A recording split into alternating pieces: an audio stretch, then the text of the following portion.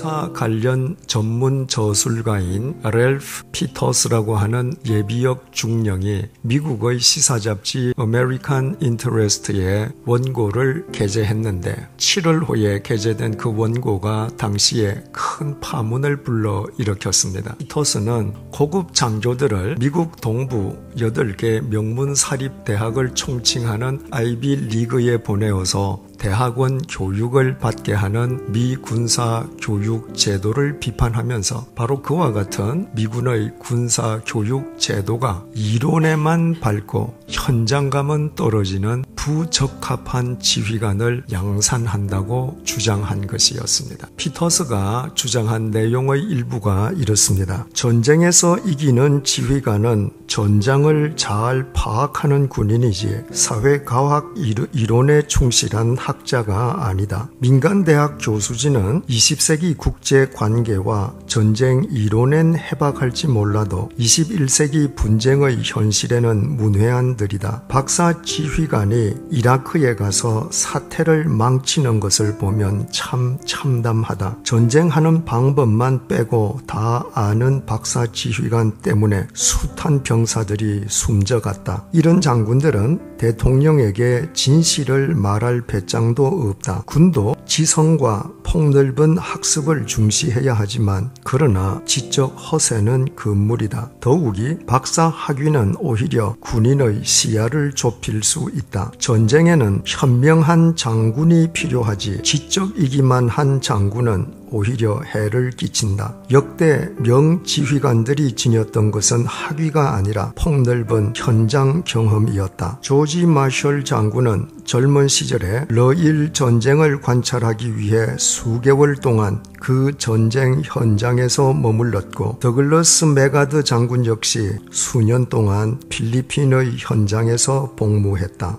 따라서 유명한 장교를 예일대나 프린스턴대 대학원에 맡기는 대신에 아랍어 같은 언어나 다른 문화를 가르친 뒤에 현장 적응 훈련을 보내는 것이 더 유익할 것이다. 물론 피터스의 이 주장에 대한 반론도 있었습니다. 그러나 현장의 중요성 그 자체에 대해서는 그 누구도 이의를 제기할 수 없었습니다.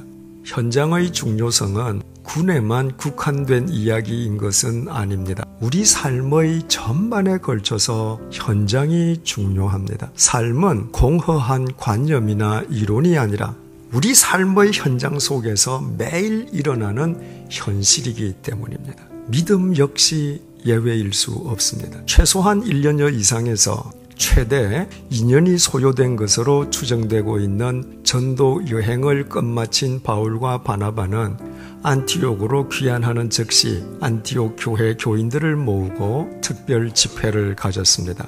바울과 바나바는 전도 여행 기간 동안에 하나님께서 자신들과 함께 하신 모든 일들 그리고 하나님께서 이방인들에게도 믿음의 문을 열어주셨음을 상세하게 보고했습니다. 보고를 끝낸 바울과 바나바는 곧장 안티옥을 떠나버리지 않고 그곳에서 안티옥의 교인들과 함께 오래도록 머물면서 지냈습니다. 바울과 바나바는 최소 1년여 이상에서 최대 2년이 소요된 그 전도 여행 기간 동안에 가는 곳에서마다 하나님의 신비로운 도구로 쓰임받았던 사람들이고 그 여행에서 막 돌아온 사람들이었습니다.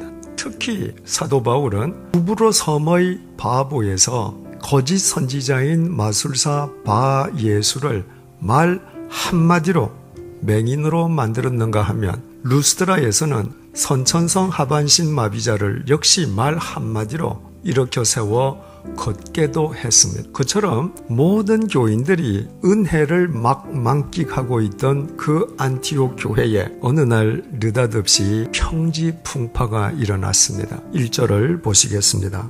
문제의 발단은 유대로부터 내려온 어떤 사람들에게 있었습니다. 그들이 안티옥 교회 교인들에게 모세의 관습을 쫓아서 할례를 받지 아니하면 능히 구원을 받지 못하리라고 가르치기 시작한 것입니다. 그들은 그릇된 유대주의를 신봉하는 그릇된 이론가들이었을 뿐 단 한 번이라도 이방인을 사랑해서 이방인에게 하나님의 말씀을 전하려는 현장에는 서보려고 생각도 해보지 않았던 사람들이었습니다. 할례가 구원을 위한 절대 조건이라고 가르치는 유대인들과 바울 및 바나바 사이에 적지 않은 다툼이 일어났습니다. 그 양자 사이에 다툼이 일어났다고 하는 것은 안티옥 교회 교인들이 그 유대인들의 말을 듣고 동요했음을 뜻합니다. 만약 그 유대인들이 무엇이라고 말을 하든 안티옥 교회 교인들이 동요하지 않았더라면 구태여 바울이 그들과 다툴 이유가 없었을 것입니다. 할례가 구원을 위한 절대 조건이라고 안티옥 교회 교인들을 현혹하는 그 유대인들과 바울이 다투기까지 맞설 수 있었던 것은 바울은 현장의 사람이었기 때문입니다. 바울은 지중해 세계를 누비고 다니면서 자신이 가는 곳마다 하나님께서 자신을 통해 수없이 많은 이방인들을 어떻게 부르시고 세우시고 구원하시는지 그 구원의 현장을 바울은 자신의 두 눈으로 목격하고 온 몸으로 체험한 현장의 증인이었습니다. 우리 주님은 공허한 이론이거나 성경의 문자 속에 갇혀 계시는 관념이 결코 아니십니다.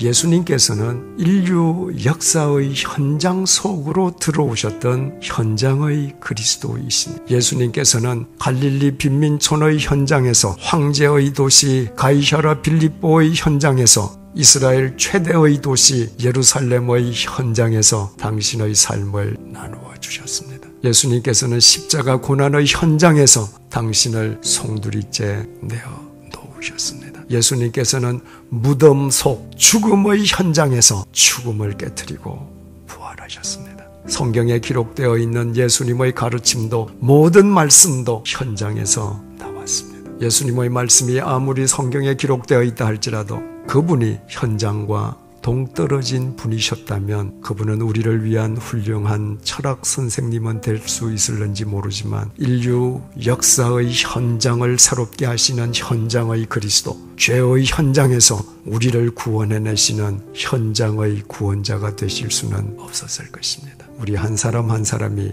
현장의 사람으로 살아가는 것입니다. 내가 반드시 찾아가서 손을 잡아 주어야 할 사람이 있지 않습니까? 내 머릿속 이론으로는 이미 품고 있지만 내 몸은 여전히 배척하고 있는 사람이 있지 않습니까? 분명히 누군가와 나누어야 할 것임에도 불구하고 여전히 내 손으로 움켜쥐고 있는 것이 있지 않습니까? 그것이 무엇인지, 그 사람이 누구인지 세상 사람 아무도 모르지만 우리는 알고 있지 않습니까? 우리 모두 내 삶을 바로 그 사람을 찾아가서 손을 잡아주고 품어주고 나눌 것을 나누어주는 사랑의 현장이 되게 하십시다. 우리의 코끝에 호흡이 남아있는 동안에 땅끝까지 이르러 내 증인이 되라는 주님의 명령에 순종해서 우리의 삶을 단 한 사람에게라도 구원의 복음을 전하는 생명의 현장이 되게 하십시다.